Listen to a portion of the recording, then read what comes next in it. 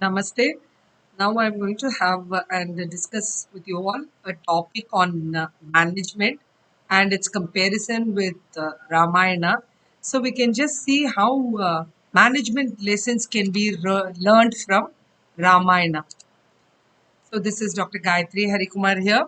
Management lessons from the Ramayana. Management, first question. Is it an art or a science? Okay. These are the views which substantiate and prove the point that management is an art. Management is innovative because new people can come with new ideas, no one can copy. You can manage your business on your own. It has an individual approach where nobody needs to follow stringent procedures. Application and dedication, you have to gain the knowledge and intelligence and take decisions accordingly at that point of time. Initiative, everybody should be encouraged to take initiative in the organization and come out successfully. Yes, everybody should have the mental ability to travel with the organization and achieve individual as well as organizational objectives. So, why Ramayana is an art? Ramayana is an art because in those days itself, Sita used to call Rama by name. She was not calling Rama as Patiji, like that. She was calling him as Rama. So that was innovative. This also proves a point that it was women empowerment was existent from ancient times. Second point, Rama's qualities were admired by all the people of Ayodhya. So it was he was having an individual trait as a leader. He had an individual approach of managing the people. Then Hanuman was a dedicated and an intelligent companion for Rama. So Rama had the necessary intellectual resources. Bharata was encouraged to take care of the kingdom in Rama's absence. So we can understand that Rama was encouraging his people around to take care and adopt leadership practices. Next, why do we call management as a science? Because it follows certain procedures. Systematic decision making is done in organizations. Then output may vary, but the input remains the same. Then principles of management are universally accepted as science principles because we need to have certain policies, procedures in an organization. Why do we call Ramayana a science?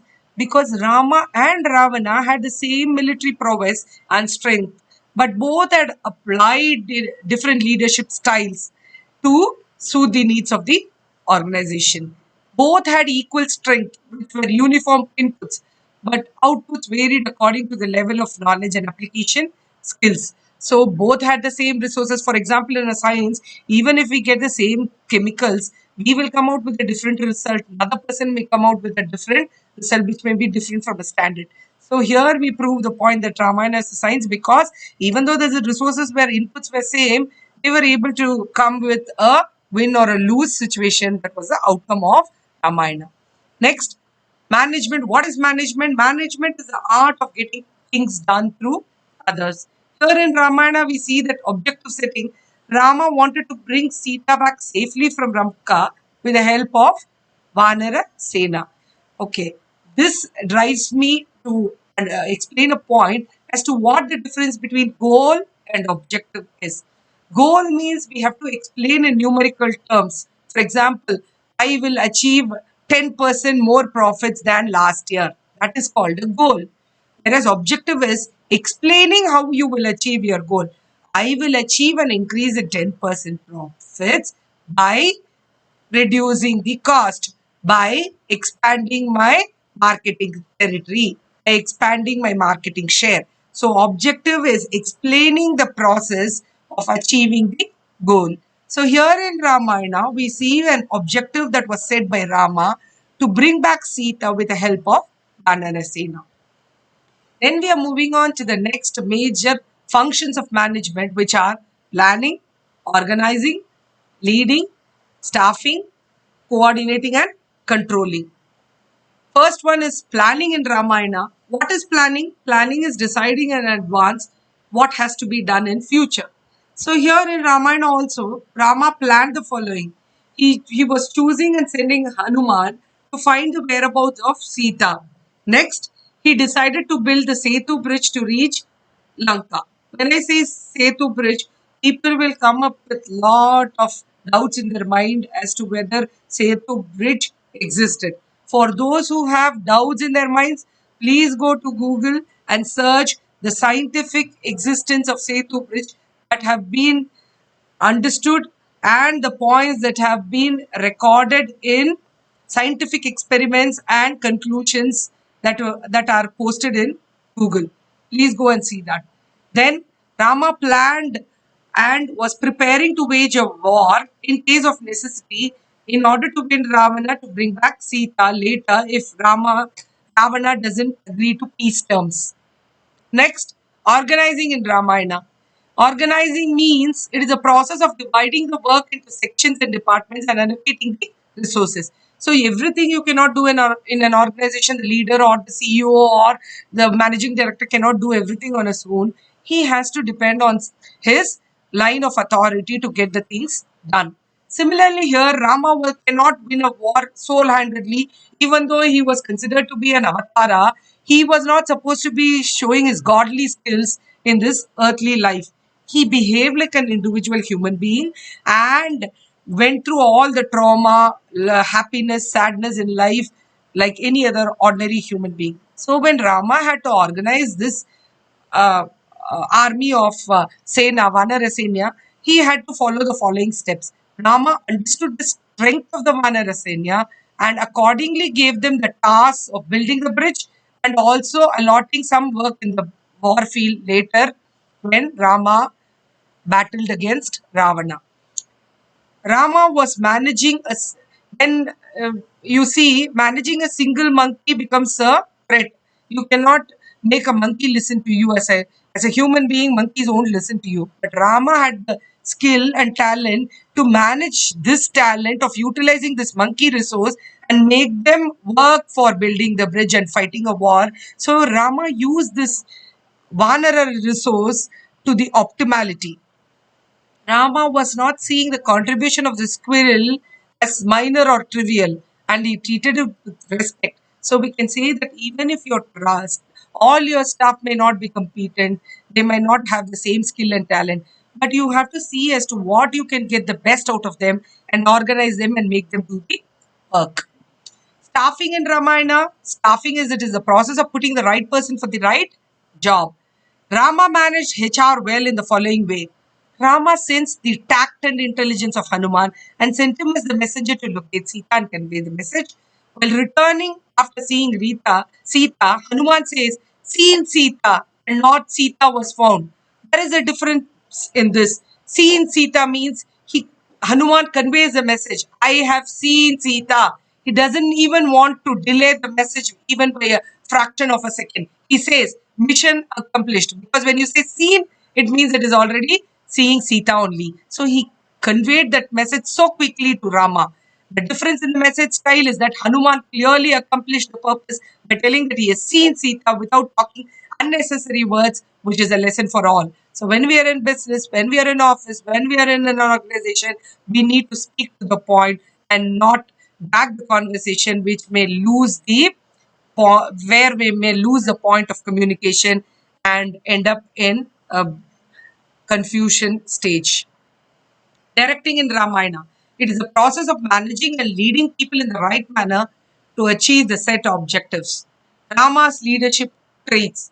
Rama was a very noble leader in those times because he provided a concrete vision to his followers, that is, Sugriva and all other monkeys who were helping him in his task of finding out Sita, setting ambitious goals and motivating troops to meet them. Even though the monkeys were not very capable like all other soldiers of Ravana, he made them believe that the monkeys were very good, they were very strong, they will be able to achieve their mission. Develop then as a good leader, Rama was able to develop relationship with people regardless of social status and treat everybody with courtesy and respect. Rama was not telling that monkeys, I am a human being, you're all monkeys, so you're all very low. I will not touch you. No, Rama was compassionate. He hugged Hanuman when Hanuman came with the message of Sita. empower subordinates. A truly good leader will not suppress his subordinates, he will allow them to talk. But finally, when it is participative decision making, the leader will take the call and make decisions. Treat all people equally. Of course, that is very essential, because it is not you orally say something and don't put it in practice. It is very essential. Then Rama maintained resolve during crisis and took proactive steps to meet the challenges. He led by example, not by force or coercion. That is, he was not forcing some people. He took the monkeys who were very pleasingly happy to help Rama. Rama stood courageously in the face of great adversity. He was behaving like a human being. He cried when he lost Sita. He was sad at various points of time, but he also came up out of this phase of life in a very courageous manner. Rama stood for morality but do not engage in judgmental posturing. Yes, Rama was married to Sita. He knew that it was only a dharma for one man to have only one wife, but he did not condemn his father Dasharatha, who had more than 350 wives. He did not condemn Sugriva, who was enjoying with the wife of his brother, that is Sugriva was having a illicit relationship with his brother's wife. But Rama was not judgmental. He stood for morality, but he was not forcing his thoughts on others. Rama consulted his subordinates when Vibhishana came from the Ravana's camp and told that I want to join you, Rama. Rama consulted with Sugriva and all other senior monkey advisors. They all told that no, don't believe this Vibhishana. He has come to spy on us. He will carry the matter to Ravana. Then Rama turned to Hanuman. Hanuman said that I have been to Lanka. I have seen Vibhishana and his daughter, who were very well behaved, who were very righteous, following all the dharma. So you can think of taking Vibhishana into our fold. So Rama listened to all the subordinates, but took the ultimate decision of allowing Vibhishana to join his camp. It was Rama's decision. He had the participative management style, democratic style, where he was a good leader, listened to his subordinates, did not condemn them or criticize him, but also he took a very firm decision of admitting Vibhishana. And finally, we are moving to coordinating and controlling in Ramayana. That is the last function of management. Coordinating is analyzing the strengths and abilities of people and accordingly guiding them. Controlling is seeing that everything goes as per plans. In Ramayana, we see that the coordinated efforts of the team was evident in building the bridge. Rama constantly oversaw the efforts of the team to advise them as and when required in the process. So he was not giving the plans to the monkeys and going off and resting. He was with all the team of monkeys throughout. He was helping them when in fact you see many incidents when the bridge was built and the rocks were going inside the sea when it was sunk. Then he gave the idea that we have to put some firm wooden logs, then we have to put rocks on that. So he was helping them as and when required in the process of achieving the objective. So yes, SWOT or SWOT analysis. SWOT is strength, weakness, opportunities, and threats. SWOT is strength, weakness, opportunities, and challenges. Every business has to have this analysis in order to be competition, and this aspect was also done in Ramayana. This was done by Vibhishana when he was in the Ravana's camp. He told that his Vibhishana did a SWOT analysis and told Ravana, please send back Sita. Our threats are more because Rama is a very capable leader, war fighter. He will win the war. So Vibhishana did a SWOT analysis and in fact cautioned Ravana, but Ravana gave a deaf ear. SWOT was done even by Hanuman when he went to Lanka to meet Sita as a messenger. He made a SWOT analysis. He found out the strength of the Lanka's army. He found out what the weaknesses of Ravana were.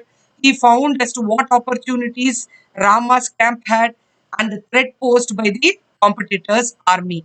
All this analysis was done by Hanuman, who was the Rama's side. So all these are the essentials of management, and we can find a broad similarity between Ramayana and the present day management. Conclusion: management is not new to the Indian subcontinent, it existed from ancient times. So these are the lessons that we have had from Ramayana. I thank you all for this watch. Thank you.